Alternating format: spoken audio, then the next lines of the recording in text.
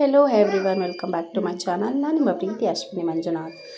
ಹೇಗಿದ್ದೀರಾ ಎಲ್ಲರೂ? I hope ಚೆನ್ನಾಗಿದ್ದೀರಾ ಅಂತ ಭಾವಿಸ್ತಾ ಇದ್ದೀನಿ. ನಾನು ಕೂಡ ಚೆನ್ನಾಗಿದ್ದೇನೆ. ಇವತ್ತಿನ ವಿಡಿಯೋದಲ್ಲಿ ನಾನು ತುಂಬಾ ಸಿಂಪಲ್ಲಾಗಿ ಹಾಗೆ ಕ್ವಿಕ್ಕಾಗಿ ಮಾಡುವಂತಹ ಹಾಗೆ ನೀವು ದಿನನಿತ್ಯದಲ್ಲಿ ಬ್ರೇಕ್ಫಾಸ್ಟ್ಗೆ ಇಡ್ಲಿ, ದೋಸೆ, ಪೂರಿ ಎಲ್ಲದಕ್ಕೂ ಬಳಸ್ತಿರಲ್ಲ. ಸೊ ಆ ಒಂದು ನಂಚ್ಕೊಳ್ಳೋಕೆ ಏನಿದೆ ಆ ಥರ ಕೂಡ ತಿನ್ಬೋದು ಈ ಒಂದು ಈರುಳ್ಳಿ ಫ್ರೈನ.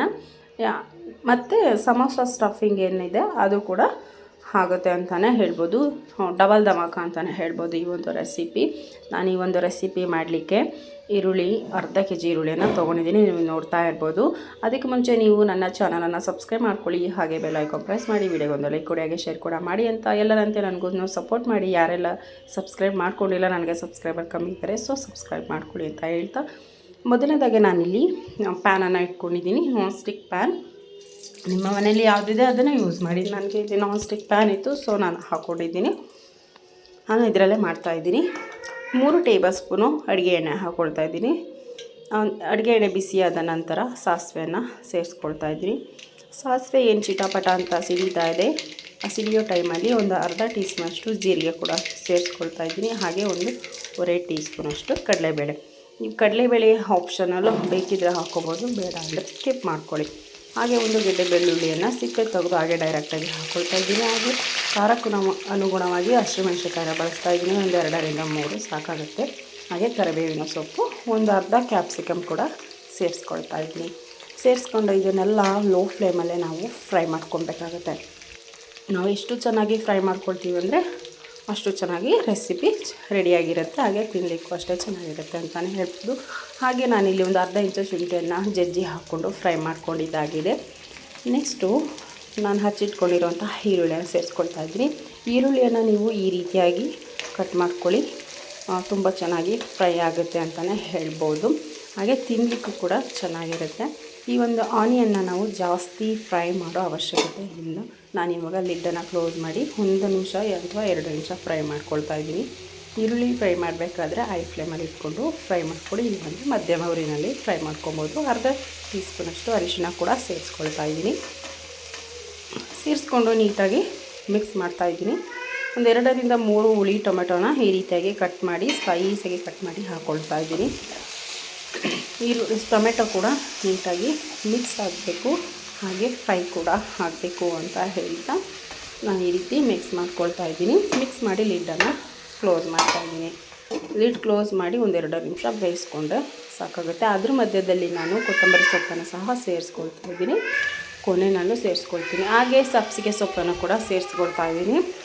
ನಾನು ನಿಮ್ಗೆ ಆವಾಗಲೇ ಹೇಳ್ದಂಗೆ ಸಮೋಸ ಸ್ಟಫಿಂಗ್ಗೆ ತುಂಬ ಚೆನ್ನಾಗಿರುತ್ತೆ ಅಂತ ಹೇಳಿದೆ.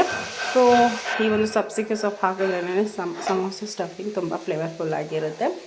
ಇಲ್ಲಾಂದರೆ ನೀವು ಹಾಗೆ ಇಡ್ಲಿ, ದೋಸೆ, ರೊಟ್ಟಿ ಮತ್ತು ಸೈಡ್ಸ್ ನೆಂಚ್ಕೊಂಡು ಕೂಡ ತಿನ್ಬೋದು. ಹಾಗೆ ರೈಸ್ ಕೂಡ ತಿನ್ಬೋದು ಅಂತಲೇ ಹೇಳ್ತಾ ಈ ಒಂದು ವಿಡಿಯೋದಲ್ಲಿ ಗರಂ ಮಸಾಲ 1 ಅರ್ಧ ಟೀ ಸ್ಪೂನ್ ಸೇರಿಸ್ಕೊಂಡಿದ್ದೀನಿ. ಹಾಗೆ 1.5 ಟೀ ಸ್ಪೂನಷ್ಟು ಮಟನ್ ಮಸಾಲ, ಮನೆಯಲ್ಲೇ ಮಾಡಿಟ್ಕೊಂಡಿರೋಂತಹ ಮಟನ್ ಮಸಾಲವನ್ನು ಸೇರಿಸ್ಕೊಳ್ತಾ ಇದ್ದೀನಿ. ಸೇರಿಸ್ಕೊಂಡು ಇದೊಂದು ರಾ ಸ್ಮೆಲ್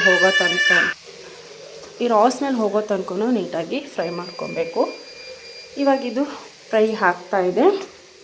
ನೆಕ್ಸ್ಟು ಈ ಫ್ರೈ ಆಗೋ ಕೂಡ ಅಷ್ಟೇ ಆಫ್ ಆಯಿಲ್ ಅಷ್ಟೇ ಮಾಡ್ಕೊಬೇಕು. ನಾನಿಲ್ಲಿ ಮಧ್ಯದಲ್ಲಿ ಯಾವುದೇ ನೀರು ಕೂಡ ಸೇರಿಸ್ಕೊಳ್ಳೋದಿಲ್ಲ, ಇದೇ ನೀರು ಬಿಟ್ಕೊಳ್ಳುತ್ತೆ. ಅದಕ್ಕೋಸ್ಕರ ನಾನಿಲ್ಲಿ ರುಚಿಗೆ ತಕ್ಕಷ್ಟು ಉಪ್ಪನ್ನು ಕೂಡ ಇವಾಗಲೇ ಸೇರಿಸ್ಕೊಳ್ತಾ ಇದ್ದೀನಿ. ಸೇರಿಸ್ಕೊಂಡು ಮತ್ತೆ ಇನ್ನೊಮ್ಮೆ ಮಿಕ್ಸ್ ಮಾಡಬೇಕು. ಈ ಉಪ್ಪನ್ನು ಮಿಕ್ಸ್ ಮಾಡಬೇಕು. ಯಾಕೆ ಅಂತಂದರೆ ಒಂದು ಕಡೆ ಜಾಸ್ತಿ ಉಪ್ಪು ಇಳಿದ್ಬಿಡುತ್ತೆ. ಯಾಕೆಂದರೆ ನಾವು ಆನಿಯನ್ ಫ್ರೈ ಮಾಡ್ತಾ ಇರೋದ್ರಿಂದ ಚೆನ್ನಾಗಿ ಮಿಕ್ಸ್ ಮಾಡ್ಕೊಳ್ಬೇಕಾಗತ್ತೆ. ಎಲ್ಲ ಆನಿಯನ್ ಚಾಪ್ಗೂ ಇಟ್ಕೊಬೇಕು. ಸೊ ಅದಕ್ಕೋಸ್ಕರ ಇವಾಗ ನೀಟಾಗಿ ಮಿಕ್ಸ್ ಮಾಡ್ಕೊಂಡಿದ್ದಾಗಿದೆ. ಲಿಡ್ಡನ್ನು ಕ್ಲೋಸ್ ಮಾಡಿ 1 ನಿಮಿಷಗಳ ಕಾಲ ನಾನು ಲೋ ಫ್ಲೇಮಲ್ಲಿ ಫ್ರೈ ಮಾಡ್ಕೊಳ್ತಾ ಇದ್ದೀನಿ. ಈ ರೀತಿ ಫ್ರೈ ಮಾಡ್ಕೊಂಡಿದ್ರೆ ಮಸಾಲೆ ಎಲ್ಲ ನೋಡಿ ನೀರು ಬಿಟ್ಕೊಳ್ಳುತ್ತೆ ಅಂತ ನಾನು ನಿಮ್ಗೆ ಆವಾಗಲೇ ಹೇಳಿದ್ನಲ್ಲ. ಸೊ ಇವಾಗ ಸ್ವಲ್ಪನೇ ನೀರು ಬಿಟ್ಕೊಂಡಿದೆ. ಕೊನೆಯದಾಗಿ ಕೊತ್ತಂಬರಿ ಸೊಪ್ಪನ್ನು ಸೇರಿಸ್ಕೊಳ್ತಾ ಇದ್ದೀನಿ. ಕೊತ್ತಂಬರಿ ಸೊಪ್ಪನ್ನು ಸೇರಿಸ್ಕೊಂಡು ಪುನಃ ಮಿಕ್ಸ್ ಮಾಡಬೇಕಾಗತ್ತೆ. ಮಿಕ್ಸ್ ಮಾಡಿ ನಾನು ಸ್ಟವನ್ನು ಆಫ್ ಮಾಡ್ಕೊಳ್ತಾ ಇದ್ದೀನಿ. ಈ ಒಂದು ವಿಡಿಯೋ ನಿಮಗೆ ಖಂಡಿತ ಇಷ್ಟ ಆಗುತ್ತೆ ಅಂತ ಭಾವಿಸ್ತಾ ಇದ್ದೀನಿ. ದಯವಿಟ್ಟು ನನಗೆ ಇದೇ ರೀತಿ ಸಪೋರ್ಟ್ ಮಾಡಿ. ನನಗೆ ಏನು ಮಿಸ್ಟೇಕ್ ಆಗ್ತಾಯಿದೆ, ಯಾಕೆ ಸಬ್ಸ್ಕ್ರೈಬರ್ ಮಾಡ್ಕೊಳ್ತಾ ಇಲ್ಲ, ನಾನು ಚಾನಲನ್ನು ಸಬ್ಸ್ಕ್ರೈಬ್ ಮಾಡ್ತಾ ಇಲ್ಲ ಅಂತ ನನಗೆ ಖಂಡಿತ ಗೊತ್ತಿಲ್ಲ. ಸೊ ನಾನು ನಿಮ್ಮಲ್ಲಿ ಕೇಳ್ಕೊಳ್ಳೋದಿಷ್ಟೇ, ನನಗೂ ಸಪೋರ್ಟ್ ಮಾಡಿ. ಅಂತ ಹೇಳ್ತಾ ನೆಕ್ಸ್ಟ್ ನಾನಿಲ್ಲಿ ದೋಸೆ ಮಾಡಿದ್ದೆ ಗರಿಗರಿಯಾಗಿ, ತುಂಬಾ ಘಮ ಕೂಡ ಬರ್ತಾಯಿದೆ ಆ ದೋಸೆ. ಸೊ ಆ ದೋಸೆಗೆ ಸರ್ವ್ ಮಾಡಿ ತೋರಿಸ್ತಾ ಇದ್ದೀನಿ, ನೋಡ್ತಾ ಇರ್ಬೋದು.